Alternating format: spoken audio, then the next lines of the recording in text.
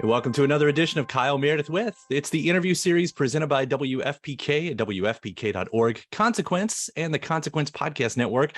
Thanks as always for making your way here, checking out the series. You know what to do. You like what you see, what you hear, hit that subscribe button. I put out 3 new interviews every single week. So it's a great way to keep up with your favorite artists. I am so excited today to be talking with Sarah Drew, who's back with a brand new show on Apple TV called Amber Brown. Hello. Hi, how are you?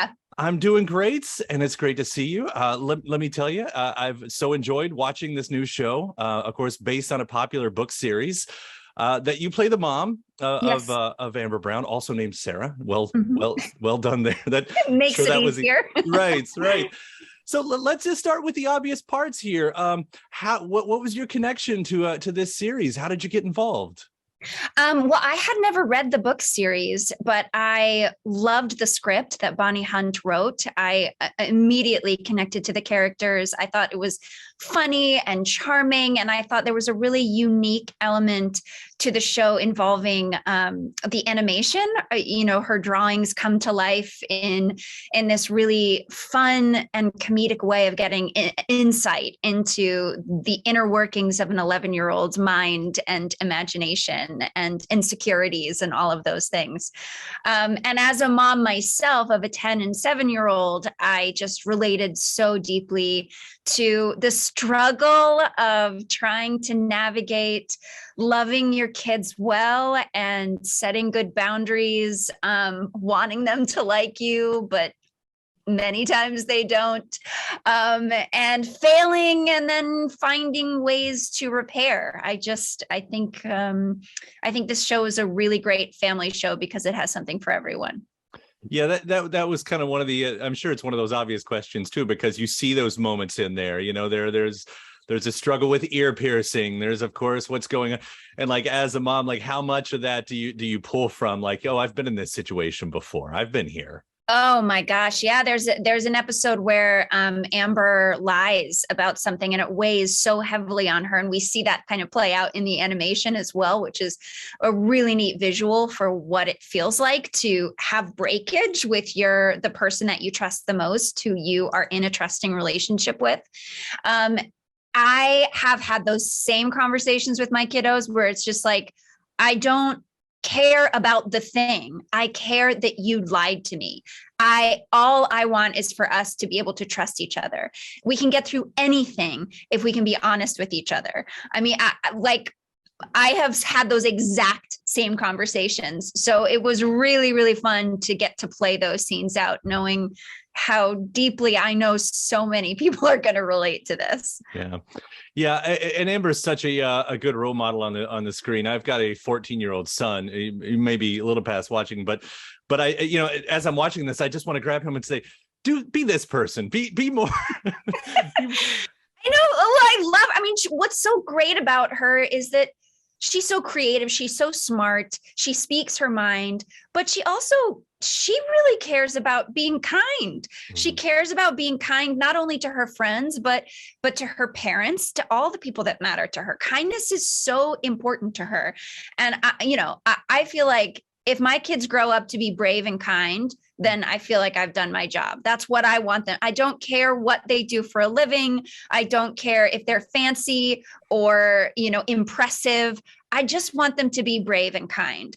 And we're seeing Amber walk into moments and be brave. And we're seeing her have moments where she's not kind and then have to find her way to repair those relationships. So yeah, I do. I think it's, I just think we need more of that in this world. So yeah. I'm so thrilled to be a part of a show that has kindness at the forefront. Yeah. And to see you all tackling this bigger subject, of course, that, the marriage is a co-parenting situation. There are boyfriends and possible girlfriends coming into the scenario too. I mean, we're talking about, in a sense, divorce through the kids' eyes, right? Mm. Like, how did you all want to present that story? Like, what was that part of those conversations? Well, I think that I think it's like 50% divorce rate in our country. So at least half of the kids in our country have gone through this or are presently going through this. This is a big deal. And I think we wanted to show a situation, to just present the reality that there's so many different ways to make a family, so many different ways to find our way and navigate through the different shades that families come in. I have there's this beautiful scene between me and Amber where she's really feeling a sense of mourning, the shifting of what her family unit looked like and what it's beginning to shape into right now. And I have this line where I say, I think we still love each other. It's just changed its shape. We wanted to present the reality that this happens to so many people, and so many people are living in this reality. And what does the changing shape of family feel like in a really real and visceral way to both the adults and the kids? Because you really get both sides of it. Mm-hmm. You get both, you get mom and dad's side in the way that they're trying to navigate how to handle this and how to love their daughter well through it. But then you also get these really intimate, straight to camera video diaries of Amber asking the biggest questions there are. Things like, whose happiness is most important? That's a big question. And I think that we're really giving these kids the benefit of the doubt. They're so smart. They're so emotionally smart these days. You can't just gloss over something and move on. Like they're having these big feelings and big thoughts and big struggles. So having a place where we can put it all out there in a loving way and encourage families to talk about the stuff that's hard and challenging. I think I'm really excited for the world to see it and for families to watch it together and to see the conversations that come out of watching it. Yeah. And I like that there weren't certain tropes that you would expect, like Max, who's your fiance in this, he's not the bad guy. No. It's like the new boyfriend, that's so happens so often in shows like this, where it's like, oh, this person is the bad guy. And for you, you're on your own journey to find happiness in a way. Like, could you talk about that a little bit more? Because it's not just Amber we're seeing, as you were saying, you are seeing it from your perspective as well.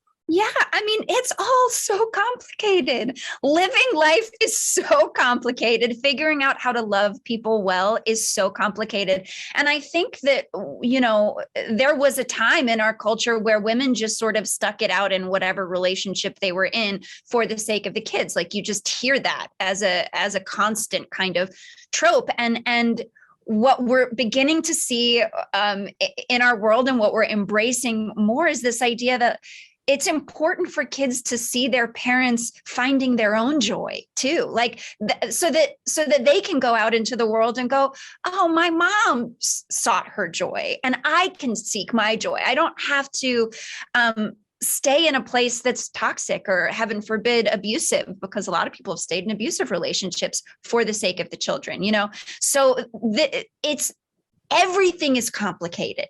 It's all complicated, but where we're coming from is from a space of love and the reality that we're not going to get it perfectly. We're going to screw up. There are going to be times when we're mad at each other, when we're yelling at each other, when on our show, lying to each other, and then we're going to find a way to repair.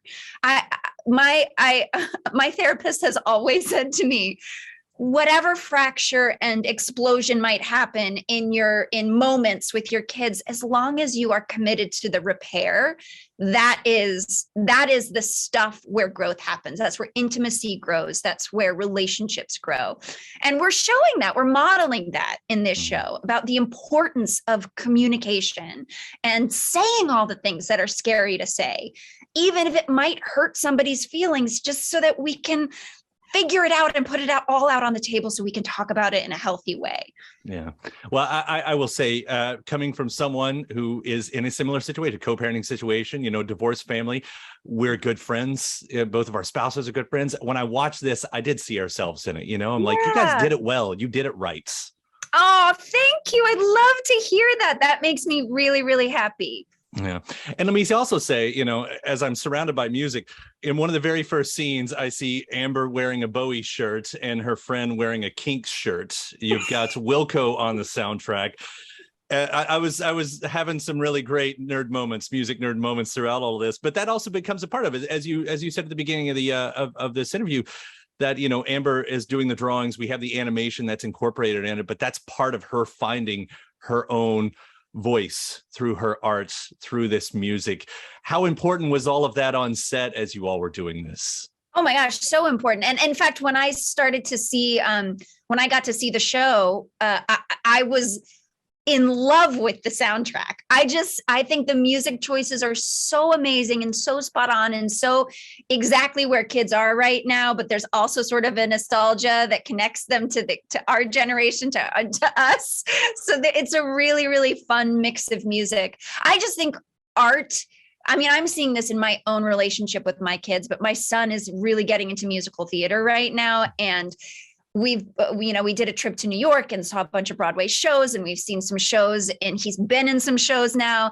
And we just went to see Dear Evan Hansen on Sunday night, actually. And he left the theater and said to me, "Mommy, what is it about musicals that just rips your heart right out? What is it?" He was so moved. And I was saying to him, there's something profound about good art where it transcends the sum of its parts, where it allows you to think about something in a way that you can't find words to articulate. And what's going on with Amber is that she is very articulate. She's articulating a lot of things straight to camera in her video diaries. But there's also all of this, the animation and the music that are bringing things to the surface that are beyond words, beyond the ability to articulate. And we need that. We're desperate for that. That's what makes us human and makes us alive, So I love that this show taps into that because I'm seeing it as such a crucial element to the joy in my son's life right now. So I get it. And I love that we're doing it. Yeah, it's so big when you do see your kids coming in that. Like, so go back in the time machine for a minute, if you will. Who were those, artists for you? I mean, was it musical theater that kind of awakened you? I mean, on the musical side of it, like, who are your coming of age artists? It was all musicals. I was a theater geek through and through. I had a really hard time making friends. I was just sort of marched to the beat of my own drum, and I found my people in musical theater when I was in elementary school and middle school. That's where I felt at home. And in fact, my brother would listen to popular music, and I would always be like, what's the point of music if there's no story to it? I need a narrative to follow. That's the only, and now I understand that each song is its own story. Each song is its own narrative. But back then I was like, it's just a bunch of sounds and chorus and whatever. It's dumb. I was like, give me Les Mis. Let me dream a dream. That's what I needed in my life. And that's what I'm seeing in my son. I mean, my husband plays all kinds of different music, but when I'm with my kids, we are listening to Into the Woods. We're listening to, Encanto and Dear Evan Hansen, Hamilton. Hamilton like activated my son in a way I never knew or expected would, but it was just like his entire universe opened up. He lay down on the floor and listened to the 2.5-hour soundtrack on repeat over and over and over again after seeing that show. Yeah, I got to see so many kids do that. And it reminded me like when I was like Rent, when I was graduating high school, that was a big one, and when you first found Grease a little bit, like those moments right there, like, yeah, seeing Hamilton play that sort of role has been really fun. Big time. Yeah, I went like student rush tickets to see Rent, right up in the front row, screaming my face off, like being blown away by the energy in the room. And it still works too. That's still a very powerful soundtrack right there. We listened to that not too long ago. Kind of playing around with what this is and reminding me of other parts of your work. There are these the popular girls in Amber's school, and they walked around, and my first thought was Daria. It's the fashion, the clique from Daria, and I was thinking of you. And I know there was supposed to be the reboot, Jodie. Are we going to see, are you part of that world still? Nobody has asked me to be a part of that world, but I mean, it would be so fun to get a chance to pop back into that world. I mean, that's my first professional gig was doing that while I was in high school, recording that show, high school and college, I think. Yeah, that was so fun. Yeah, and that continues to a show to mean so many to so many people. Yes. And you tend to have a talent for picking those shows too. I mean, Grey's, of course, you pop back on recent. What was it like getting back into that world after a small time away? Yeah, it was so fun. It was a really beautiful reunion, and it was different because, I went back last season, but it was just me and Jesse, and it was on a location where we were working with a crew that wasn't our normal crew. So this one really felt like homecoming. I got to be in my scrubs. I got to be in the breezeway. I got to say, what do we got? And be doctory. And I got to work with some of my favorites that I just have missed so much. I found myself sitting in the little chairs in between shots, looking around the room while we were waiting to go in while it was being lit, and just being like, oh my gosh, we've all lived 4 years of our lives since the last time I was sitting here in this room, but it feels so comfortable. I feel like I was here yesterday. It was a very weird, surreal experience, but a really lovely one. It was so sweet to be back, and so meaningful to be asked to be back for such an enormous episode, the 400th. Mm-hmm. Is there more journey there for you? There could be. I've never fully closed the door in my heart in any way. I think that there's definitely more story to tell with April and Jackson in Boston, but as of now, it just lives in the imaginations of the fans. Right. Well, and I'll quickly compliment you too on a Cruel Summer. That was such a powerful season that we've had out on that one, and seeing that story come alive. I'll throw the same thing. Season 2, are you part of that story as well?